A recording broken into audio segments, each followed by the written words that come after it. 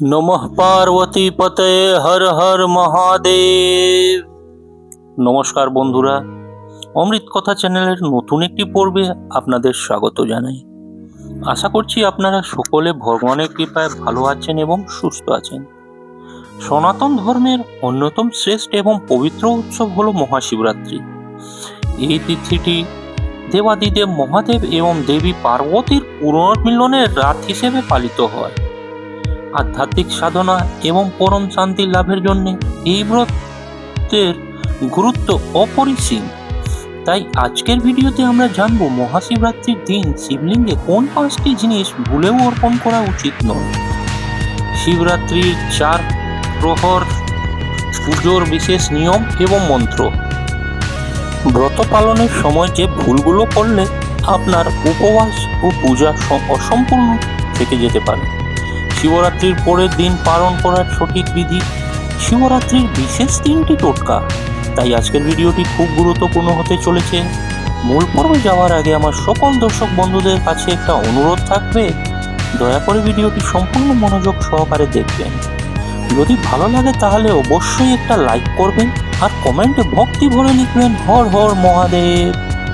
আমাদের চ্যানেলটিকে সাবস্ক্রাইব করে পাশে থাকা বেল বাটনটি অন করে রাখবেন। তো চলুন শুরু করা যাক আজকের আলোচনা। মহাশিবরাত্রি কেবল একটি পূজা নয়, এটি একটি সাধনা। পুরাণ মতে এই বিশেষ তিথিতেই ভগবান শিব সৃষ্টির রক্ষা করতে কালকূট বিষ পান করেছিলেন এবং নীলকণ্ঠ হয়েছিলেন। আবার অন্য মতে এই দিনেই শিব ও শক্তি অর্থাৎ শিব এবং পার্বতীর বিবাহ সম্পন্ন হয়েছিল। ফাল্গুন মাসের কৃষ্ণপক্ষের চতুর্দশী তিথিতে যখন শিবলিঙ্গ রূপে মহাদেব আবির্ভূত হয়েছিলেন, সেই সময় থেকে এই শিবরাত্রির প্রচলন শুরু হয়। ভক্তদের বিশ্বাস, এই রাতে জাগ্রত থেকে নিষ্ঠার সাথে শিব আরাধনা করলে জন্ম জন্মান্তরের পাপ মোচন হয় এবং মোক্ষ লাভ সম্ভব হয়।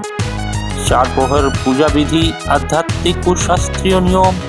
মহাশিবরাত্রির মূল আকর্ষণ হলো 4 প্রহরের পূজা। সূর্যাস্ত থেকে সূর্যোদয় পর্যন্ত মোট 4টি ভাগে বিভক্ত এই পূজা পদ্ধতি, প্রতিটি ভাগের আলাদা মাহাত্ম্য রয়েছে। প্রথম প্রহর সন্ধ্যা থেকে রাত্রি 9টা পর্যন্ত। প্রথম প্রহরের পূজা সাধারণত শিবের সদ্যজাত রূপের উদ্দেশ্যে করা হয়। এই সময় মন অত্যন্ত চঞ্চল থাকে, তাই মনকে স্থির করার জন্য পূজা করা হয়। অভিষেক, এই প্রহরে শিবলিঙ্গে দুধ দিয়ে অভিষেক করা হয়।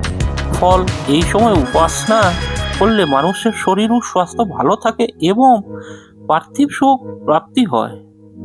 মন্ত্র ওম নমঃ শিবায় জপ করার সাথে সাথে অর্ঘ্য নিবেদন করতে হয়। দ্বিতীয় প্রহর রাত্রি 9টা থেকে রাত 3টে পর্যন্ত। দ্বিতীয় প্রহরে শিবের বামদের রূপের পূজা করা হয়। এই প্রহরটি মূলত মানুষের মানসিক প্রশান্তি এবং সম্পদের জন্য অভিষেক।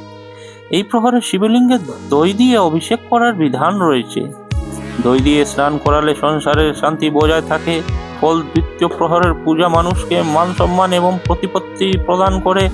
তৃতীয় প্রহর রাত 9টা থেকে রাত 3টে পর্যন্ত।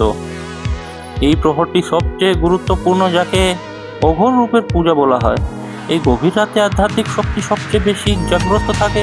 অভিষেক, এই প্রহরে শিবলিঙ্গে ঘি দিয়ে অভিষেক করা হয়। ঘি হলো শুদ্ধতার প্রতীক। ফল, এই পূজা করলে মানুষ কর্মফল এবং জ্ঞান বুদ্ধিতে সহায়তা করে। এই সময়ে শিবের চরণে প্রার্থনা করলে অজ্ঞানতা দূর হয়। চতুর্থ প্রহর রাত 3টে থেকে সূর্যোদয় পর্যন্ত। একে বলা হয় তত্ত্বপুরুষ রূপের পূজা। এই সময়েই সাধক ব্রহ্মজ্ঞানের কাছাকাছি পৌঁছান। অভিষেক, চতুর্থ প্রহরে শিবলিঙ্গে মধু দিয়ে অভিষেক করা হয়। ফল, এই পূজা করলে মানুষ পুনর্জন্মের চক্র থেকে মুক্তি পায়, অর্থাৎ মোক্ষ লাভ করে। এই সময় বেলপাতা ও ফুল দিয়ে মহাদেবের আরাধনা সমাপ্ত করা হয়। শিবরাত্রির দিন যে কাজগুলো করলে ব্রত অসম্পূর্ণ থেকে যায়, অনেকে নিষ্ঠা নিয়ে পূজা করলেও ছোটখাটো কিছু ভুলের কারণে ব্রতের পূর্ণ ফল লাভ করতে পারেন না। শাস্ত্রমতে নিচের কাজগুলো শিবরাত্রির দিন বর্জন করা উচিত। অসংযমী আচরণ, শিবরাত্রি হলো ত্যাগের উৎসব। এই দিন মন ও শরীরকে শুদ্ধ রাখতে হয়। কাম, ক্রোধ, লোভ এবং হিংসা ত্যাগ করা একান্ত প্রয়োজন। কারো মনে কষ্ট দিয়ে বা মিথ্যা কথা বলে পূজা করলে সেই পূজা মহাদেব গ্রহণ করেন না। খাদ্য গ্রহণ সংক্রান্ত নিয়ম: শিবরাত্রিতে সম্পূর্ণ নির্জলা উপবাস রাখা শ্রেষ্ঠ, তবে যারা শারীরিকভাবে অসমর্থ তারা ফল বা দুধ গ্রহণ করতে পারেন, কিন্তু ভুলেও শস্য, কণা, নুন বা আমিষ খাবার ছুঁবেন না। এমনকি যারা ব্রত রাখছেন না তাদেরও এই দিনটিতে সাত্বিক আহার করা উচিত। দিবানিদ্রা বর্জন: শাস্ত্র অনুযায়ী শিবরাত্রিতে দিনে এবং রাতে ঘুমানো নিষেধ। বিশেষ করে রাতে জেগে শিবের নাম জপ করা বা শিব পুরাণ পাঠ করা উচিত। দিনবেলা ঘুমলে ব্রতের পূর্ণ ক্ষয় হয়। অশুদ্ধ শরীরে পূজা: শিব পূজা করতে হলে শারীরিক ও মানসিক শুদ্ধি আবশ্যক। স্নান না করে বা অপরিষ্কার পোশাকে শিবলিঙ্গ স্পর্শ করা ঘোরতম অপরাধ। শিবরাত্রির ব্রত পালনে বেলপাতা এবং অভিষেকের গুরুত্ব অপরিসীম। শাস্ত্র মতে শুদ্ধ চিত্তে একটি বেলপাতা মহাদেবকে অর্পণ করলে 100 জন্মের পাপ থেকে মুক্তি পাওয়া যায়। তবে এই দুই আচারেরই অত্যন্ত সূক্ষ্ম এবং গভীর শাস্ত্রীয় নিয়ম রয়েছে। নিচে অত্যন্ত বিস্তারিতভাবে বেলপাতা অর্পণ এবং অভিষেকের সঠিক পদ্ধতি আলোচনা করা হলো। বেলপাতা অর্পণের সঠিক ও শাস্ত্রীয় নিয়ম: বেলপাতা বা বিল্বপত্র মহাদেবের অত্যন্ত প্রিয়। মনে করা হয় বেলপাতার 3টি দল বা পাতা সত্য, রজ এবং তম এই 3 গুণের প্রতীক অথবা শিবের ত্রিনেত্রের প্রতীক। 1. বেলপাতার নির্বাচনের শর্তাবলী: সব বেলপাতা শিবলিঙ্গে দেওয়া যায় না। পাতা নির্বাচনের সময় নিচের বিষয়গুলো খেয়াল রাখা জরুরি: অখণ্ডতা: বেলপাতার 3টি পাতা যেন একত্রে যুক্ত থাকে। একটিও পাতা ছেঁড়া থাকলে বা পোকায় কাটা ফুটো থাকলে সেই পাতা পূজার অযোগ্য। বজ্র ও চক্র দোষ: বেলপাতার গায়ে ছোট দাগ বা চক্র বা বোটার কাছের শক্ত অংশ ব্রজ থাকা উচিত নয়। এটি থাকে তবে তা পরিষ্কার করে বা বাদ দিয়ে অর্পণ করতে হয়। পাতার সংখ্যা সাধারণত 3টি পাতাযুক্ত একটি গুণপ অর্পণ করা হয়। তবে যদি কেউ 4, 5 বা ততোধিক পাতাযুক্ত বিরল বেলপাতা পান তবে তা অত্যন্ত সৌভাগ্যের প্রতীক হিসেবে গণ্য হয়।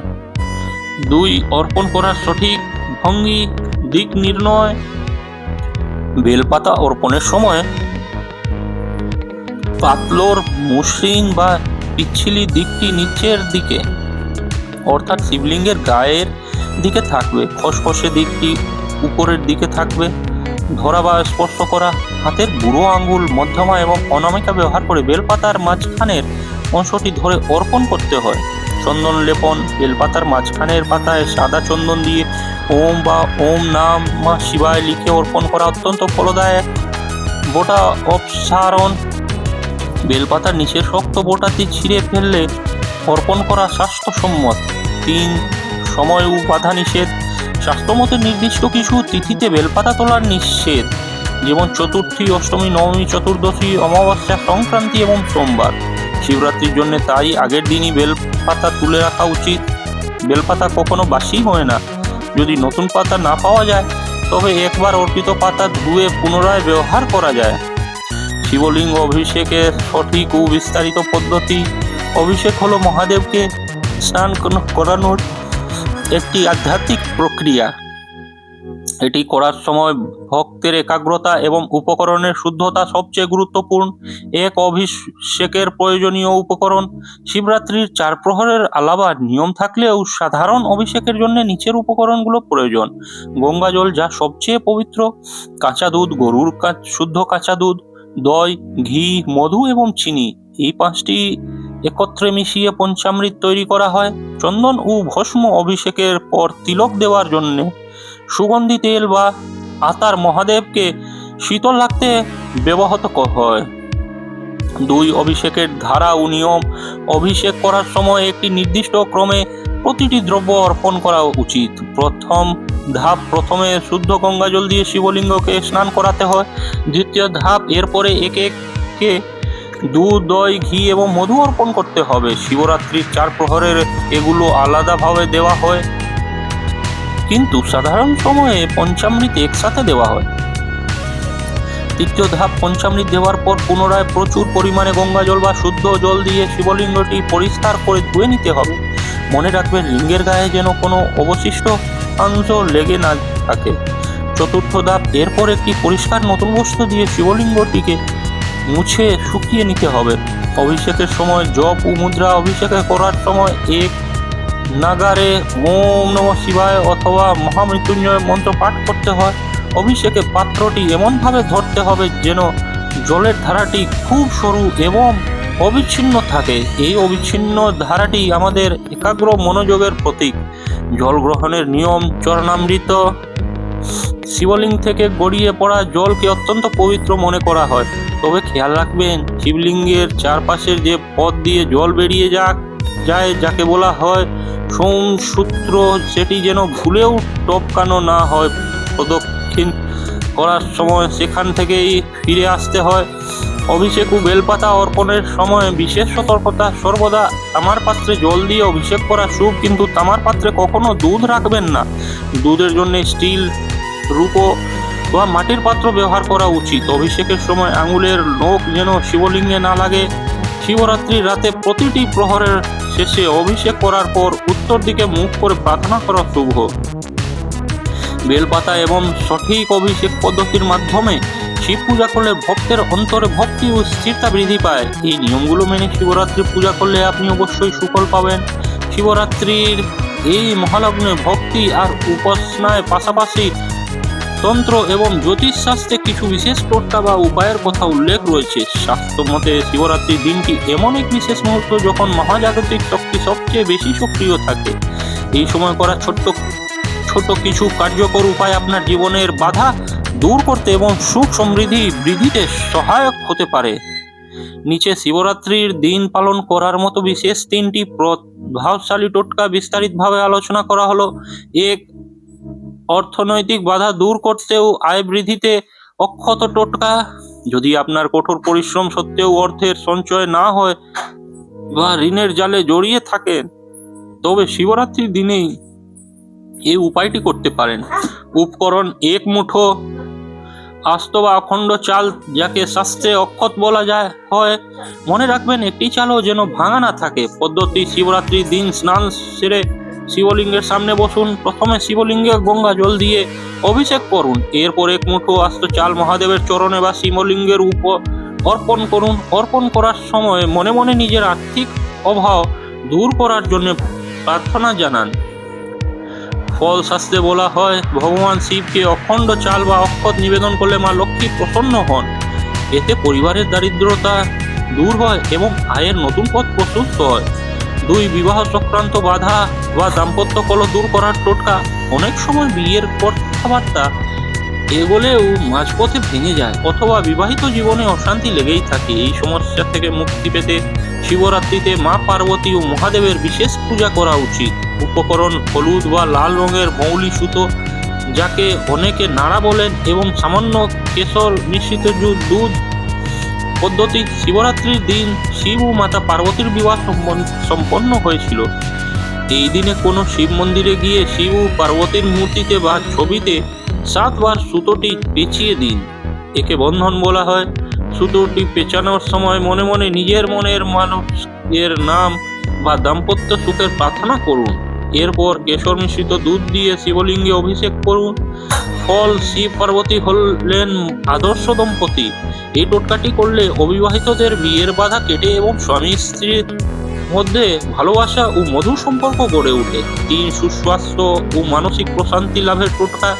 যদি আপনি দীর্ঘ সময় ধরে কোনো অসুখে ভুগছেন বা মানসিক দুশ্চিন্তা ও নেতিবাচক চিন্তায় ঘিরে থাকেন, তবে এই উপায়টি আপনার জন্য অত্যন্ত ফলদায়ক। উপকরণ: কালো তিল এবং একটি ঘটি গঙ্গা জল। পদ্ধতি: শিবরাত্রির যে কোনো 1 প্রহরের পূজার সময়, বিশেষ করে 3য় প্রহরে, 1 ঘটি গঙ্গা জলে কয়েক দানা কালো তিল মিশিয়ে নিন। এরপর সেই জল দিয়ে শিবলিঙ্গে অভিষেক করুন এবং মনে মনে ওম জুঃ সা বা মহামৃত্যুঞ্জয় মন্ত্র জপ করুন। অভিষেক শেষে হলেই সেই নিবেদিত জলের সামান্য একটু অংশ নিজের কপালে স্পর্শ করুন। ফল কালো তিল নেতিবাচক শক্তি দূর করার প্রতীক। শিবরাত্রিতে তিল মিশ্রিত জল দিয়ে অভিষেক করলে জন্মছকের শনিদোষ বা রাহুকেতুর কুপ্রভাব দূর হয় এবং শরীরের দীর্ঘদিনের রোগ ব্যাধি থেকে মুক্তি পাওয়া যায়। শিবরাত্রির এই টোটকাগুলো সম্পূর্ণ বিশ্বাসের সাথে পালন করা উচিত। মনে রাখবেন, ভক্তিহীন আচারের চেয়ে অভক্তির ছোট্ট একটি কাজও মহাদেবকে বেশি তুষ্ট করে। শিবলিঙ্গে তুলে ভুলেও অর্পণ করবেন না এই 5টি জিনিস। মহাশিবরাত্রির এই পরম পবিত্র লগ্নে মহাদেবের আরাধনা করার সময় আমাদের যেমন নিষ্ঠা প্রয়োজন, ঠিক তেমনি প্রয়োজন সঠিক শাস্ত্রীয় জ্ঞান। দেবাদিদেব মহাদেব অত্যন্ত অল্পেই তুষ্ট হন, তাই তার নাম আশুতোষ। তবে শিবপুরাণ এবং অন্যান্য শাস্ত্রীয় বিধি অনুযায়ী শিবলিঙ্গে এমন কিছু দ্রব্য অর্পণ করা নিষেধ, যা করলে পুণ্য লাভের পরিবর্তে অমঙ্গল হতে পারে। নিচে শিবলিঙ্গে অর্পণ করা নিষিদ্ধ এমন 5টি প্রধান জিনিসের বিস্তারিত ব্যাখ্যা দেওয়া হলো। 1. কেতকী ফুল। শিবের পূজায় সাধারণত সব ধরনের ফুল চললেও কেতকী ফুল সম্পূর্ণ বর্জ্য। এর পেছনে একটি বিশেষ পৌরাণিক কাহিনী রয়েছে। পৌরাণিক কারণ, একবার ব্রহ্মা এবং বিষ্ণুর মধ্যে শ্রেষ্ঠত্ব নিয়ে বিবাদ শুরু হয়। তখন মহাদেব এক বিশাল জ্যোতির্লিঙ্গ রূপে আবির্ভূত হন এবং বলেন যে এর আদি বা অন্ত খুঁজে পারে সেই শ্রেষ্ঠ। বিষ্ণু বরাহ রূপে নিচে যান এবং ব্রহ্মা হংস রূপে উপর যান। কেউ শেষ খুঁজে না পেল ও ব্রহ্মা মিথ্যা বললেন যে তিনি শেষ খুঁজে পেয়েছেন। এই মিথ্যা সাক্ষী দিয়ে কেতকী ফুল। মহাদেব ব্রহ্মার এই মিথ্যা বলায় ক্রুদ্ধ হন এবং কেতকী ফুলকে অভিশাপ দেন যে আর পুজোয় এই ফুল কখনো ব্যবহার করা হবে না। সতর্কতা, শিবরাত্রির রাতে ভুল করেও শিবলিঙ্গে কেতকী ফুল দেবেন না, এতে পূজার ফল নষ্ট হতে পারে। 2. তুলসী পাতা। সনাতন ধর্মে তুলসী পাতা অত্যন্ত পবিত্র এবং ভগবান বিষ্ণুর অতি প্রিয় হলেও শিবলিঙ্গে এটি অর্পণ করা নিষিদ্ধ। পৌরাণিক কারণ, শিব পুরাণ অনুসার তুলনীয় স্বামী ছিলেন মহাপরাক্রমশালী অসুর জলধর। মহাদেবকে এই অসুরের বধ করতে হয়েছিল। স্বামীর মৃত্যুর পর তুলসী দেবী মহাদেবকে অভিশাপ দিয়েছিলেন এবং শিবের পূজায় নিজের ব্রত থেকে বিচ্যুত হয়েছিলেন। অন্যতে তুলসী হলেন লক্ষ্মী রূপ এবং বিষ্ণুর অর্ধাঙ্গিনী। অন্যদিকে শিব হলেন পরম বৈরাগী, তাই বৈরাগ্যের প্রতীকে জাগতিক সুখের প্রতীক তুলসী ব্যবহার করা হয় না।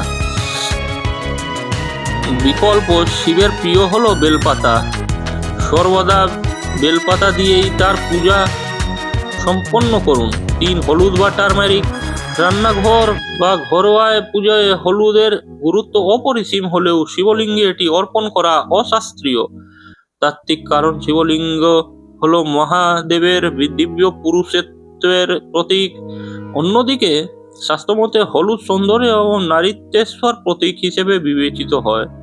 শিব যেহেতু আদিযোগী এবং বৈরাগী, তাই তার লিঙ্গরূপে সৌন্দর্যের প্রতীক হলুদ ব্যবহারের অনুমতি নেই।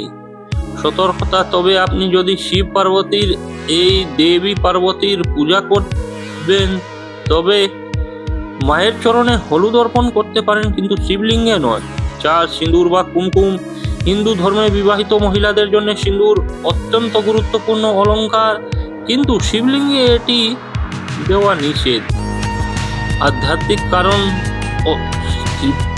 সিঁদুর হলো সাংসারিক বন্ধন, মায়া এবং দাম্পত্যের প্রতীক। মহাদেব হলেন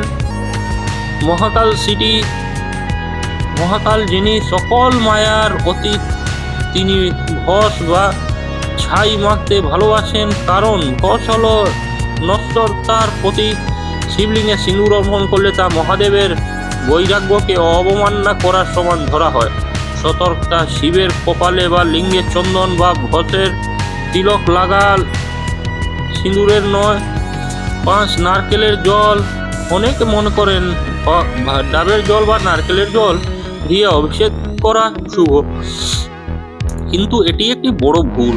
শাস্ত্রীয় কারণ শিবলিঙ্গে যা কিছু অর্পণ করা হয় তা প্রসাদ হিসেবে গ্রহণ করা নিষিদ্ধ, যাকে চণ্ডাল অংশ বলা হয়। নারকেল বা ডাবকে বলা হয় শ্রীফল, যা লক্ষ্মীর প্রতীক, এবং এটি সরাসরি দেবতার উদ্দেশ্যে উৎসর্গ করার পর পান করা আবশ্যিক। কিন্তু শিবলিঙ্গে অর্পিত তরল পান করা যায় না বলে নারকেলের জল নিয়ে অভিষেক করা নিষিদ্ধ করা হয়েছে। সতর্কতা, আপনি গোটা নারকেল মহাদেবকে উৎসর্গ করতে পাবেন, কিন্তু তার মাথায় বা লিঙ্গে সেই জল ঢালবেন না। জল হিসেবে সর্বদা গঙ্গা জল বা পরিষ্কার শুদ্ধ জল ব্যবহার করা। মহাশিবরাত্রিতে এই পবিত্র ব্রত পালনের সময় এবং বর্জনীয় বিষয়গুলো মাথায় রাখলে আপনার পূজা হবে নিখুঁত এবং মহাদেবের আপনার প্রতি প্রসন্ন হবেন। শিবরাত্রি বৈজ্ঞানিক ও আধ্যাত্মিক প্রেক্ষাপট। আধ্যাত্মিকতার বাইরেও শিবরাত্রি একটি গভীর বৈজ্ঞানিক তাৎপর্য রয়েছে। এই দিন পৃথিবীর উত্তর গোলার্ধে এমন এক অবস্থান থাকে যে মানুষের শরীরে সুপ্ত শক্তি বা কুণ্ডলিনী শক্তি প্রাকৃতিকভাবে উপরের দিকে প্রবাহিত হওয়ার চেষ্টা করে। এর কারণেই মেরুদণ্ড সোজা করে সারা রাত জেগে থাকার বিধান দেওয়া হয়েছে। এর ফলে স্নায়ুতন্ত্র এবং মস্তিষ্কের কার্যক্ষমতা বৃদ্ধি পায়। পারণ বা বৃহস্পতি বা ব্রতের সঠিক নিয়ম। শিবরাত্রির পরের দিন সকালে সূর্যোদয়ের পর স্নান সেরে শিবের পূজা করে তবেই অন্ন গ্রহণ করতে হয়। একেই বলা হয় পারণ। চতুর্দশী তিথিতে থাকাকালীন পারণ করা স্বাস্থ্যসম্মত। পারণের সময় প্রথমে কোনো ব্রাহ্মণ বা দরিদ্র ব্যক্তিকে দান ধ্যান করা উচিত। এরপর তুলসী পাতা ও জল পান করে বা সাত্বিক খাবার দিয়ে উপবাস ভঙ্গ করা হয়। আশা করি মহাশিবরাত্রির উপলক্ষে এই বিস্তারিত তথ্যগুলো আপনার কাজে লাগবে এবং আপনারা পূজা ও ব্রত সফল হবে। প্রিয় বন্ধুরা, ভিডিওটি দেখে যদি ভালো লেগে থাকে এবং উপকৃত হয়ে থাকেন তাহলে অবশ্যই একটি লাইক করবেন, এতে আমরা নতুন ভিডিও বানানোর জন্য অনুপ্রেরণা পাই। আর কমেন্টে শ্রদ্ধা ও ভক্তি ভরে একবার অবশ্যই লিখবেন হর হর মহাদেব। এরকম তথ্যমূলক ভিডিও নিয়মিত পেতে আমাদের চ্যানেলটিকে সাবস্ক্রাইব করে পাশে থাকা বেল বাটনটি অন করে রাখবেন, যাতে এইরকম তথ্যমূলক গুরুত্বপূর্ণ ভিডিও আপনারা নিয়মিত দেখতে পারেন। সকলে ভালো থাকবেন, সুস্থ থাকবেন। আপনার উপর ঈশ্বরের কৃপা সদা বর্ষিত হোক। হর হর মহাদেব।